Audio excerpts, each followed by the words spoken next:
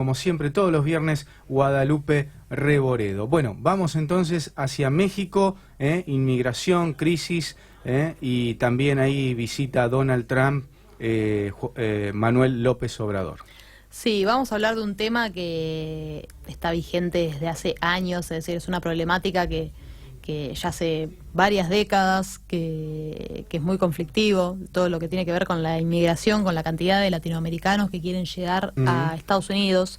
En este caso no nos referimos puntualmente a los mexicanos, si bien hay, sino a el territorio en general mexicano, que es cruzado más que nada por hondureños, guatemaltecos y salvadoreños. Ah, mirá.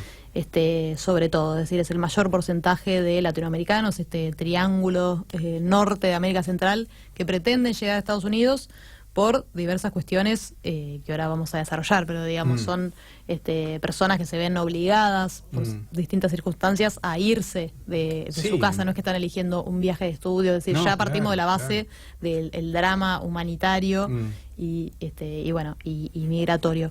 ¿Por qué se puso? Si bien ya te digo, es un tema que siempre está vigente, ¿por qué hablamos en este momento? Bueno, porque se difundió una foto, tuvo mucha prensa, una foto que salió ahora, el 24 de junio, en estos últimos días, de dos personas provenientes de El Salvador, un hombre llamado Oscar, de 25 años, un joven, y su hijita Valeria, de menos de 2 años, que murieron ahogados en el río Bravo. Murieron, tremendo, es una realidad cotidiana.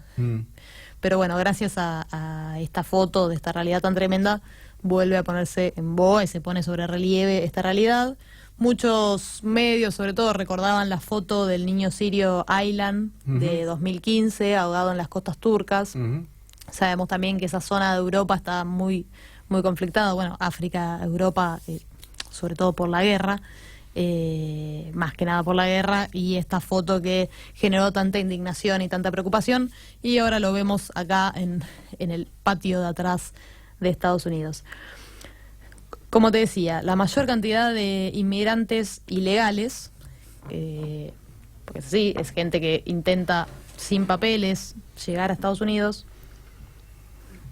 y que es una de las obsesiones de Trump, que no lleguen justamente. Igual no se lo darían los papeles, así que es la única manera que tienen.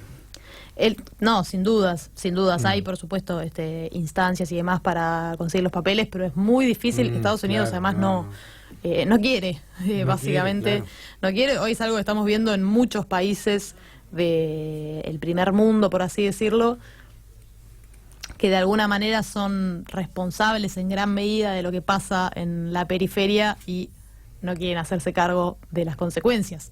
Porque en definitiva, ¿de qué estamos hablando? Estamos hablando de 3 de los países más pobres de América Latina. Me tomo un mate. Dale. Sí, El Salvador, dijiste. El Salvador, Honduras, Guatemala y Honduras, que no son los únicos, pero sí son los que tienen el mayor porcentaje. La cantidad de inmigrantes ilegales de estos países hacia Estados Unidos aumentó un 25% desde 2007 a 2015. Ya estamos un poco lejos de 2015, pero son las cifras que tenemos. ¿Y cuáles son los principales motivos? Bueno, económicos, por supuesto, son países que están sumidos en la miseria, y de la mano de la miseria, porque siempre el drama económico rompe los tejidos sociales y trae violencia, trae de la mano muchísima violencia y la presencia de las pandillas en estos países. Sobre todo Barrio 18 y la Mara Salvatrucha 13, son pandillas que controlan, por ejemplo, en El Salvador, prácticamente todo. Leía estadísticas, ciudades controladas en un 90% por las pandillas. Han superado ampliamente el poder político o están totalmente infiltrados y son súper violentas. Las cosas más escabrosas que te puedas imaginar salen de estas pandillas, y por eso es que tanta gente toma este riesgo, cruzar a pie o de la manera que sea el territorio mexicano, que es amplísimo, para poder llegar a Estados Unidos. Por ejemplo, algunas cifras de la violencia. En el 2017, El Salvador fue el país más peligroso del mundo no estando en guerra. Es decir, que Siria lo superaba, pero no estando en guerra. 60 asesinatos cada 100.000 personas. Honduras, ese mismo año, 2017, tenía un promedio de 42,8 asesinatos cada 100.000 personas, así que ahí muy, muy cerquita. Y por otra parte, en lo que tiene que ver con lo económico, estas son estadísticas del Banco Mundial del 2014. Es bastante complicado encontrar las estadísticas exactas, por eso algunas fechas que nos quedan un poco lejos. Pero bueno, en el 2014 el 17% de los hondureños vivía con menos de $2 por día. El 10% de los guatemaltecos con lo mismo, menos de $2 por día, y el 3% en El Salvador también con esos montos. Así que países muy pobres. ¿Y qué es lo que ocurre? Bueno, Estados Unidos, y sobre todo Trump, que es un tema que lo obsesionó desde la campaña, dijo, basta, no entran más. Es por eso, y en realidad por el acuerdo que hicieron México y Estados Unidos, pero lo vamos a ir desarrollando, que la última semana de junio registró el récord de detenciones de migrantes ilegales en México. El segundo, es decir, fue récord, hacía 13 años que no se detenía tanta gente, y de todas maneras fue la mayor cifra. Hace 13 años, en el 2006, durante la presidencia de Vicente Fox, México detuvo a 24.892 personas en junio. Y este junio, hasta el 24, o sea que todavía tenemos un par de días para que se amplíe, hasta el 24 se registraron 23.917 detenciones de inmigrantes que entraron de manera irregular a México. Claro.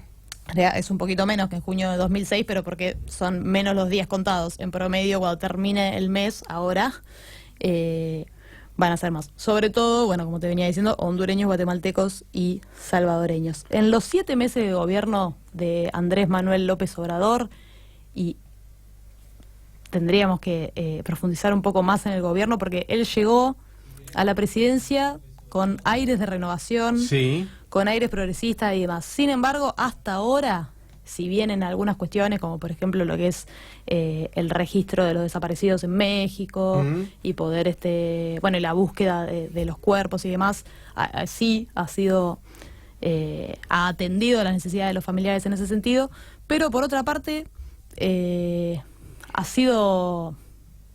no ha sido consecuente con lo que venía diciendo en campaña. En sus 7 meses de gobierno, de diciembre a junio, ya se detuvieron 105.834 personas, inmigrantes. En el sur de México. Sí, en México en general, en el norte más que en el sur. Ah. Bueno, un poco en el sur, pero creo que las principales detenciones se dan ahí más cerca de la frontera con Estados Unidos. Bien. En el 2017, bueno, no estaba López Obrador, pero tengo estas cifras también. En 2017 se detuvieron 93.000 personas y en todo 2018 138.000 personas. Eso en todo el 2017 y en todo el 2018. O sea que en medio año de López Obrador, 105.000 personas, bueno, es muchísimo, porque prácticamente doblaría claro, a estos años anteriores. Los menores migrantes que han sido detenidos solo entre enero y abril de este año, es decir, las detenciones de niños migrantes aumentaron un 53% comparado con el mismo periodo del 2018. En junio, la cantidad de detenciones ha superado solo en un 1% a mayo, es decir, que ya en mayo ha habido muchísimos, pero ha aumentado en un 150% a las detenciones de junio del año pasado. En junio del año pasado, es decir, del 2018, hubo un promedio de 308 detenidos por día, mientras que en junio del 2019, 771 detenidos por día. Hablamos siempre solamente de inmigrantes ilegales. 700 por día. 700, sí, casi 800 en realidad, sí, ¿no? Sí, porque sí, 771 sí. por día. Ahora bien, ¿por qué endureció México sus controles? Bueno, endureció México sus controles, impuso mano dura, mejor dicho. Claro. Bueno, porque es algo que le venía pidiendo Trump. Tanto lo venía pidiendo, que dijo que se le ocurrió a este buen hombre, y la mejor amenaza que puede hacer alguien en política internacional, una amenaza económica. Dijo, bueno, el 31 de mayo anunció vía Twitter, a Trump le encanta el Twitter. Sí, primero por Twitter, después por diplomacia. Sí, muy, muy moderno. Bueno, subió un documento donde detallaba el aumento de aranceles que le iba a imponer a las importaciones mexicanas si no modificaban sus políticas migratorias. En realidad, Trump aclaró en el documento que México tenía leyes muy duras para la inmigración, pero que no las ponía en práctica. Entonces él dijo, hasta que no se frene el flujo de migrantes indocumentados que llegan a Estados Unidos por la frontera mexicana, nosotros vamos a ir aumentando los aranceles progresivamente. El 10 de junio, esto no ocurrió porque finalmente acordaron, ahora vamos a ir a eso, pero el documento lo que establecía era que el 10 de junio se subiera un 5% el arancel a las importaciones mexicanas, iba a subir al 10% el 1 de julio, al 15% el 1 de agosto, todo muy rápido, al 20% el 1 de septiembre y al 25% el 1 de octubre, o sea, de golpe... Sí, el claro, aumento, le genera un descalabro económico. Un descalabro económico tremendo, cuando además México es el mayor socio comercial de Estados Unidos. El año pasado ganó 340 mil millones de dólares en exportaciones a Estados Unidos, desde autos hasta frutas y verduras. Entonces, bueno, por supuesto que esto iba a generar un descalabro tremendo. López Obrador, por supuesto, que dijo, no, o sea, esto no puede ocurrir. Además, la amenaza era muy cercana. O sea, el anuncio fue el 31 de mayo y iba a comenzar a regir el 10 de junio. Entonces, bueno, se reunieron los primeros días de junio y generaron un acuerdo para frenar esta amenaza estadounidense. Ahora bien, ¿cómo interpretaron los medios mexicanos este acuerdo? A ver. Porque algo pide Trump, algo pide México, que es no nos pongan los aranceles, pero ¿qué tiene que dar a cambio? Bueno, la prensa mexicana, cada uno, por ejemplo, el diario Excelsior dijo México gana, evita aranceles, ese fue el título posterior a la reunión. México gana. México gana, mientras que el diario El Sol de México tituló Trump dobla el gobierno de AMLO, como se lo conoce a Andrés Manuel López Obrador. Claro. ¿Por qué? Bueno, en un punto es una mezcla de los dos, porque México logró que no le impongan los aranceles, van a poder seguir, bueno, trabajando como lo venían haciendo, pero primero que Trump dijo que va a revisar en 3 meses el acuerdo, es decir, nada, o sea, sí, lo frenó, pero por ahora, y según los resultados, Estados Unidos va a ver. Eso por un lado. Y ahora, ¿qué tiene que dar México a cambio? Tiene que dar más. No, México, claro, o sea, ¿qué dijo Trump? Bueno, no ponemos los aranceles si ustedes frenan el flujo migratorio. Bien. Entonces, tenía este dato también, 8 de 10 productos mexicanos, esto es muchísimo, 8 de 10 productos mexicanos van a Estados Unidos. 8 de cada 10. 8 de cada 10. Esto es como el alimento acá en Argentina, seguramente, ¿no? Y sí, o sea, es una economía que... Mucho más sale de lo que queda.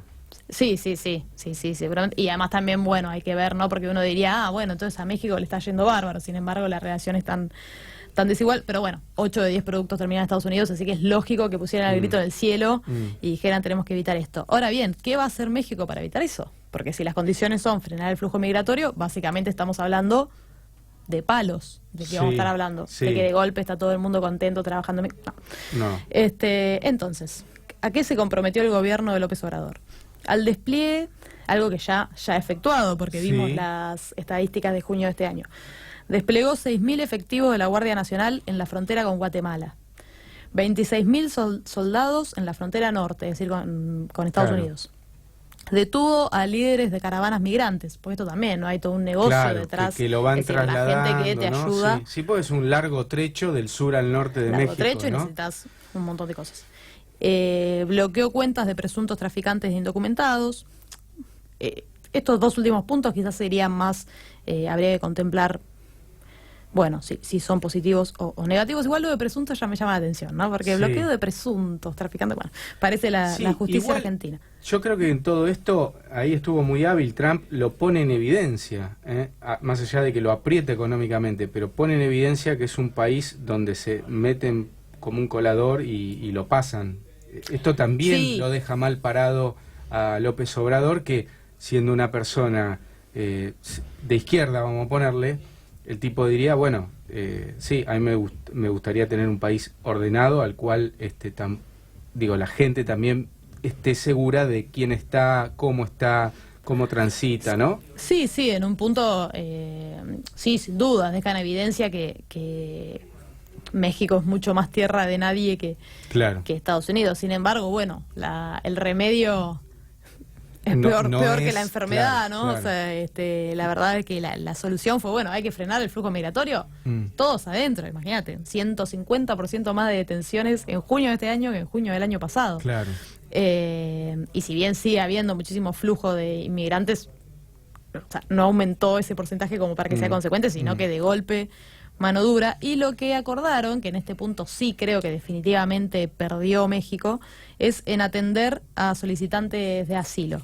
¿Qué es esto? Bueno, vos hoy decías esto de que lo cruza, o digamos, llegan de una forma ilegal porque legalmente nunca los aceptarían. Bueno, sí, la realidad es que es un poco eso lo que pasa, ¿no? Los solicitantes solicitan asilo. ¿Por qué solicitan asilo? Bueno, justamente porque es esto, no es un viaje de, ay, quiero cambiar mi estilo de vida porque me aburrí. No. No, la estoy pasando mal. Están pasando mal, están literalmente escapando de la violencia extrema, de la pobreza extrema, solicitan asilo a Estados Unidos. Esto... Es decir, los solicitantes van a juicio y esta audiencia puede tardar, imagínate con la cantidad que hay y además con que efectivamente el gobierno de Estados Unidos no quiere, bueno, meses, años, lo que sea.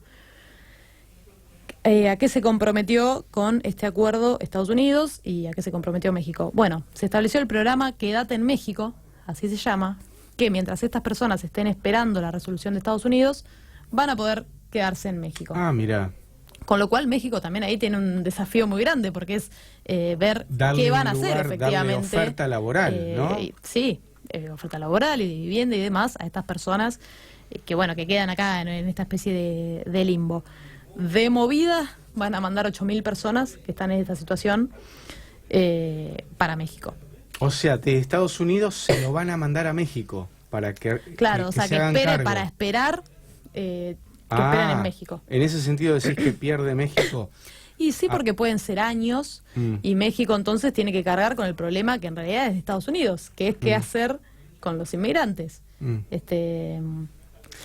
creo que en este acuerdo pierde México, es decir, gana en cuanto a que zafa por 3 meses, porque hay que ver ahora que le vuelve o qué piensa Trump de esta medida tan tremenda del aumento de los aranceles. Pero pierde mucho porque además no solo queda en evidencia la fragilidad del sistema mexicano, sino también queda en evidencia la fragilidad o vayan a saber la ideología, vayan a saber de López Obrador. Estamos hablando de un presidente progresista o estamos hablando de un Lenín Moreno que llegó con un discurso y hace otra cosa, porque la realidad es que estos números de detenidos son alarmantes. ¿Qué van a hacer con esas personas? Bueno, ahí está. Habrá que ver si en el tiempo, bueno, no solo son bien tratados, sino que se les da un espacio humanitario, una posibilidad, o quizá la posibilidad de, bueno, de elegir a dónde irse. Obviamente no a Estados Unidos, pero imagino que no lo van a tener presos ahí, ¿no? Vos decís a los del programa Quédate en México. Claro, no es algo que ellos elijan qué hacer con ellos. Sí, ellos no van a estar detenidos, pero los 120.000 detenidos, solo de junio, hablamos casi 800 detenidos por día, que sí están detenidos. Presos. Eso, claro. ¿Qué se va a hacer con esas personas? Claro. Es decir, lo que hizo Estados Unidos fue, con una amenaza económica muy fuerte, muy importante, que obviamente México tenía que intentar zafar, les tiró... Ejercé vos el poder de policía y no dejes que la lleguen policía. acá. Ahora, la pregunta es, estamos hablando de personas. Sí. ¿Qué van a hacer con estas personas? Personas que están buscando un lugar para vivir. Claro. Y que son tratadas como delincuentes. Claro. Así que bueno. Bueno, eso claro, eso así es la cosa. Y esta foto tan tremenda que circuló del padre e hija salvadoreños pusieron el foco nuevamente sobre esto, tanto que ayer el Senado de Estados Unidos aprobó el envío de 4.600 millones de dólares para la crisis inmigratoria a distintas o sea, sus respectivas agencias federales de Estados Unidos que trabajan aristas del problema. Vamos a ver qué pasa. Ahí escuché que la oposición de Trump aprobó eso sin saber cómo iban a destinar esos recursos, si era para más represión o era para un programa más de contención, ¿no? No, sí, bueno, hay que ver qué pasa, ¿no? Yo sé que una de las agencias federales que va a recibir dinero extra es el Departamento de Salud y Servicios Humanos. Claro. Pero bueno, en principio México, como siempre, pagando los platos rotos de Estados Unidos y bueno, y los pobres inmigrantes, que es realmente un drama, el gran drama de la actualidad. Que están teniendo. Bueno, muy bien, muy interesante la data y también acercarnos a esa zona de Latinoamérica que está relativamente cerca, pero parece muy lejana en materia informativa, ¿no? Sí, súper lejana. Bueno, gracias, Guada. Nos estamos reencontrando el viernes que viene. Gracias. Bueno, pasó así Guadalupe Reboredo con la información internacional, en este caso sobre México y la inmigración hacia los Estados Unidos.